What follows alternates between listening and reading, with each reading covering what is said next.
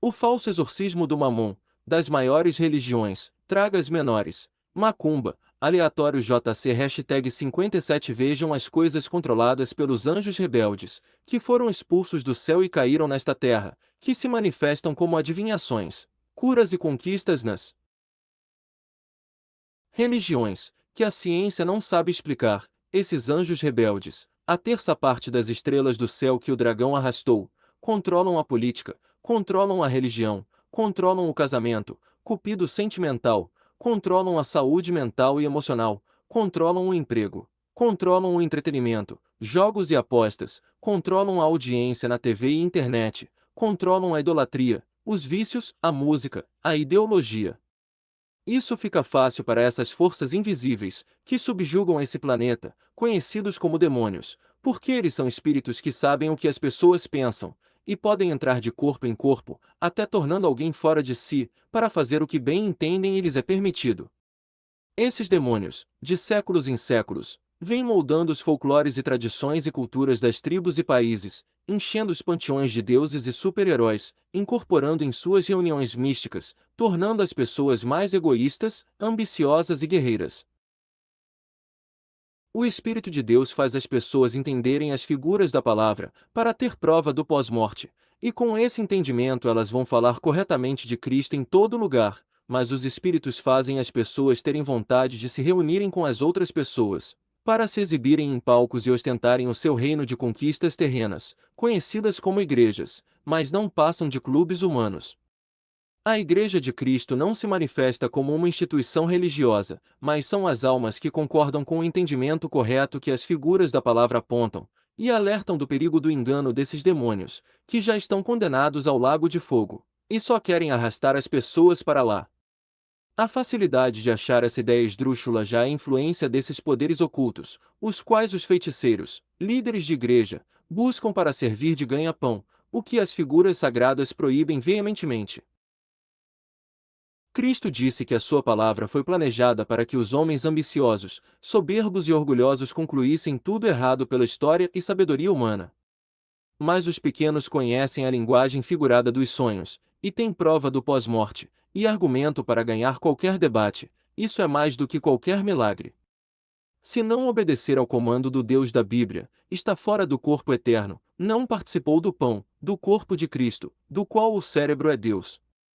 Este estará nas trevas exteriores, na depressão profunda da eternidade.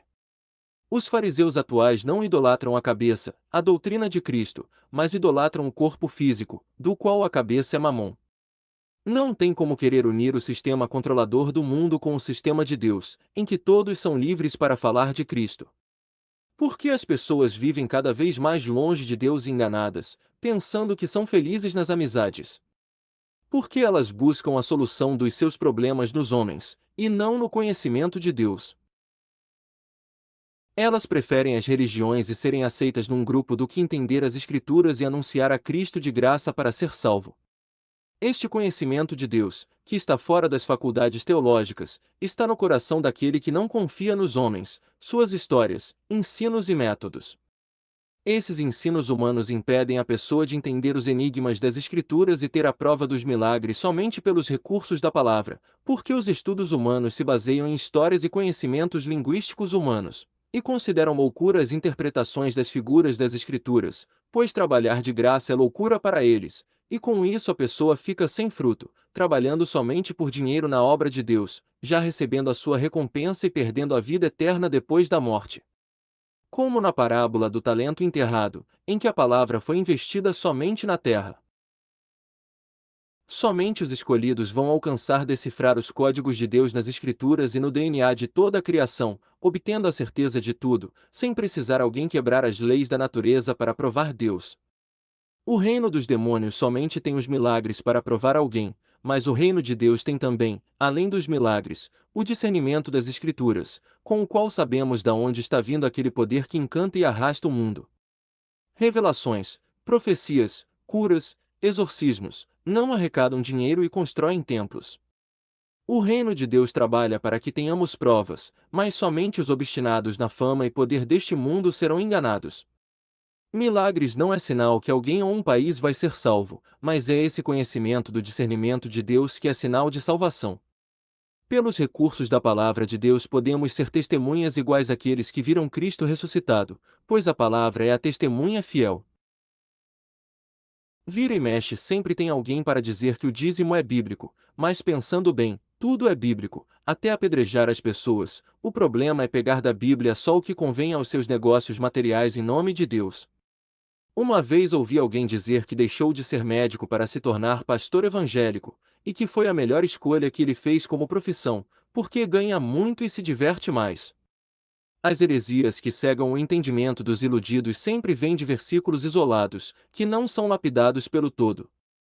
Por exemplo, os preteristas, que interpretam que Jesus já voltou na sua própria geração, ficam travados naquele versículo que parece dizer que todas as coisas escritas em um capítulo iriam acontecer naquela geração.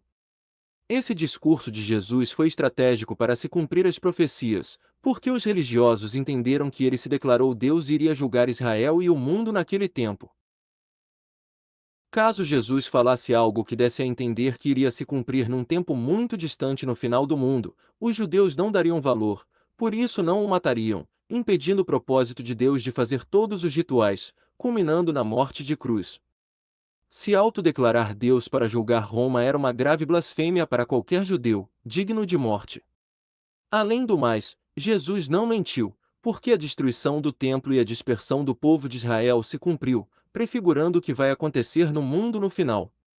Assim como o templo de Jerusalém foi destruído, assim também todos os templos do mundo serão destruídos no terremoto global, quando Cristo voltar como relâmpago nos ares, em que a terça parte de tudo no mundo será destruída, e a natureza mudada, como descrito nos profetas.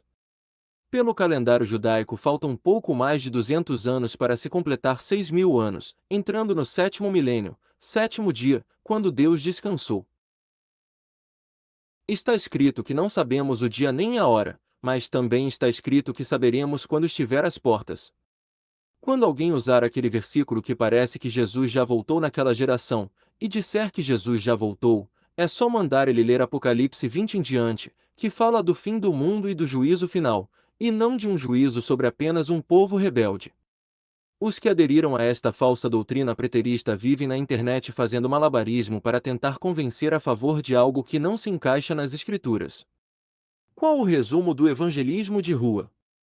É convidar a pessoa para entender a linguagem simbólica das escrituras sagradas, para ter a prova do juízo final depois da morte, para poder alertar o mundo de graça pelas ruas, para alcançar a vida eterna no além por essa prática, pois não é somente concordar, mas praticar. Quem não pratica esse evangelismo é porque não entendeu, e por isso não ficou maravilhado com a prova de Deus, que é o testemunho da palavra fiel. Isso é o verdadeiro batismo na água do entendimento da palavra, como se a pessoa morresse e visse como que é, mergulhasse, e voltasse a viver para testemunhar, emergisse. Alguém só nasce por uma fecundação da semente, e nascer de novo não é por uma semente carnal, mas espiritual da palavra correta de Deus. Às vezes a gente sai pelas ruas anunciando Cristo de graça, e encontramos muita gente afiada na palavra de Cristo, que chega a nos surpreender. Mas ao trocarmos ideias, percebemos que essa gente participa de igrejas institucionalizadas. Essa situação faz surgir debates religiosos, tais como aos que Cristo tinha com os líderes religiosos abomináveis por Deus. E isso não é de se admirar, porque Satanás e seus demônios são os que mais entendem as Escrituras, a ponto de se atreverem a debater com Deus, o julgando injusto. A questão é: ou seguimos Cristo pelas ruas, pregando o Evangelho de graça, ou seguimos um mercenário pelos templos, ouvindo mentiras, e convidando os outros para cear e festejar. Tudo o que aconteceu em Jerusalém e em Israel nos serve como figuras, e não é base para instituição religiosa, pois a instituição vigente para Israel era a velha aliança de rituais, já previsto seu fim definitivo na profecia da destruição do templo. Fim definitivo porque a lei e os profetas foram até João Batista, por isso Cristo não condenou a adúltera, e nem poderia julgar, porque a sentença final era de Roma. Quem já se libertou pelo conhecimento das interpretações corretas de todas as figuras da palavra de Deus, não vai ter prazer nenhum em participar de grupos hierárquicos à moda empresa do mundo, como alguém que já se tornou adulto e não volta a fazer coisas de crianças. Só a palavra e o seu anúncio correto basta, para essa pessoa, e não precisa de mais nada, como grupo de amigos, palcos para se exibir, elogios, e toda a sorte de falsidade desse mundo artístico. Satanás, o opositor de nossas almas, usa a velha estratégia de engano, que é rotular coisas abomináveis a Deus, ao cérebro, com nomes de sentido e significados bons. Por exemplo, a palavra crente, cristão e evangélico são nomes de significados bons, mas os que se dizem ser bons, na verdade, são enganados por Satanás, porque amam este mundo material, buscando glória própria nas religiões, isto é, não estão preocupados com o que Deus pensa delas, mas com o que as outras pessoas pensam ou falam delas. São enganados porque querem ter cargos de destaque na sociedade e de respeito das religiões. Eles odeiam e acham ridículo a ideia de anunciar Cristo de graça pelas ruas. Aquilo que é mais necessário, útil e indispensável eles desprezam com toda a força da sua alma, que é se humilhar aos olhos dos homens, anunciando Cristo de graça pelas ruas, e não pelas organizações humanas. Isso significa que as religiões com maiores seguidores do mundo, como o islamismo, judaísmo e cristianismo, são mentiras satânicas para enganar os que não meditam direito nas escrituras, principalmente nas palavras parabólicas de Cristo. Os cristãos ou crentes de verdade são aqueles que se interessam pelas respostas da vida, e descobriram que o inferno e o céu existem depois da morte, pelas provas da linguagem dos sonhos das escrituras inspiradas por Deus, o cérebro. Por isso anunciam de graça pelas ruas o juízo final, e não participam de grupos religiosos humanos, porque sabem que isso é um engano sedutor satânico. Outra estratégia satânica é inspirar as pessoas a detestar as doutrinas corretas que salvam do inferno eterno depois da morte, pois esses anjos rebeldes já estão condenados ao lago de fogo, a segunda morte, e não resta mais nada para eles, a não ser levar o maior número possível de seres humanos para lá, e isso não é difícil para eles, porque eles têm poder de incorporar nas pessoas, e fazer a cabeça dos displicentes, que não percebem o perigo da existência, porque querem ficar de boa, sem temer o perigo. Essas pessoas arrastadas para o lago de fogo por esses demônios não suportam a ideia de um único Deus, acreditam em vários deuses, e vivem seguindo a natureza carnal e toda a sorte de ideias sem fundamento, porque o único fundamento é os códigos de Deus, a linguagem dos sonhos, o DNA da criação, porque a lei de Deus está no corpo humano e em toda a criação. Isso significa que se o corpo humano procura expelir o que não presta, então quem não suporta ouvir esta verdade, a ridicularizando e zombando, será apartado no final para nunca mais voltar, porque a confiança foi quebrada. Outra tática diabólica para os displicentes é fazer eles amarem coisas inúteis e desnecessárias nas religiões, praticando adoração aos deuses antigos das religiões expulsas de Canaã. A história humana que lida com religião tem pacto com Satanás, que inspira autoridade aos olhos dos idólatras ao material, porque a história humana nessa parte é mentirosa em relação às escrituras sagradas, as quais se provam a si mesmas pelas figuras de rituais, histórias, profecias, parábolas e muito mais, que são os mistérios de Deus, que dão certeza absoluta do que se fala nesses escritos. Por causa desses crentes de meia tigela, cristãos judaizados, a sociedade acaba se banjeando para o lado dos demônios, de vários deuses. Assim, pois, por vossa causa, o nome de Deus é blasfemado entre os gentios, como está escrito, Romanos 2, 24. O crescimento dessas falsas religiões é porque os pobres são a maioria, e como todo ser inspirado por demônios busca destaque na sociedade, é no meio religioso que eles podem adorar e ser adorado como Deus, ganhar voz e ser visto com admiração aos olhos do grupo, facilitando as suas conquistas carnais e materiais, porque o ser humano não busca a vida eterna mais importante, mas busca primeiro satisfazer o seu reino material. O pecado nada mais é do que não encontrar provas da vida eterna após a morte na interpretação correta das figuras das palavras reveladas do céu. Quem não encontra provas do verdadeiro Deus nas interpretações corretas das figuras das revelações de Deus é porque está eternamente com doença contagiosa, e essa doença é uma idolatria ao material, que corrompe o seu raciocínio perfeito, e corrompe também o interesse pela verdade. Essa doença contagiosa é o pecado de idolatria deste mundo e de não querer saber de Deus. Só existe um Deus, o qual não tem começo nem fim, ou seja, o tempo não existe para ele, porque nunca teve um princípio, nem terá fim. As suas criaturas, como anjos e homens, tiveram um começo, e são limitados. Os vários deuses adorados e manifestados aos homens surgiram quando os anjos se rebelaram do céu e caíram na terra. Quem odeia essa ideia de um só Deus é porque já escolheu um Deus para seguir, e isso é porque está dominado por essas forças invisíveis da rebelião. A rebelião quebra a confiança, e por isso não tem mais perdão, e a existência elimina a doença, que é não acreditar na incomparabilidade e justiça de Deus, julgando todos iguais, sem a existência de Deus. Deus é a possibilidade de tudo vir a existir e se mover. Quem viver nessa terra e morrer na incerteza, ou no engano que tem certeza, não terá mais volta e oportunidade, por isso a vida aqui não é brincadeira. Ninguém que não se interessa pela linguagem dos sonhos, ou acha isso loucura, tem certeza de alguma coisa nessa terra. A única certeza é que se ele continuar buscando fama e dinheiro ele vai conseguir, porque os anjos rebeldes estão com ele.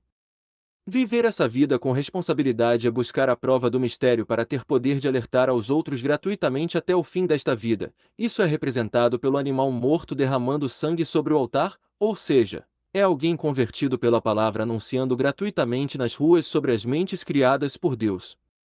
Aceitar Jesus não é escolher frequentar uma instituição religiosa para se divertir, mas é escolher entender as Escrituras Sagradas, os sonhos e os códigos da natureza, para poder ir para as ruas alertar sobre o castigo eterno do lago de fogo da segunda morte. Os falsos profetas, querendo defender grandes reuniões físicas como o corpo de Cristo, dizem que tem vários dons, mas na verdade existe só um dom, o da palavra, de anunciar correto em qualquer lugar e tempo, e para isso não tem jovem, velho, criança, mulher ou homem, porque todos são iguais no reino de Deus, anjos, anunciadores da verdade, sustentados pela ordem da palavra, e não por dinheiro de emprego. Obrigado por ouvir. Continue buscando a verdade pelos sonhos e códigos da natureza. Não tem nada melhor nessa vida do que entender os mistérios de Deus e anunciar de graça. Essa prova e discernimento da vida eterna não tem preço que pague. Fique sempre nesse espírito. Até mais.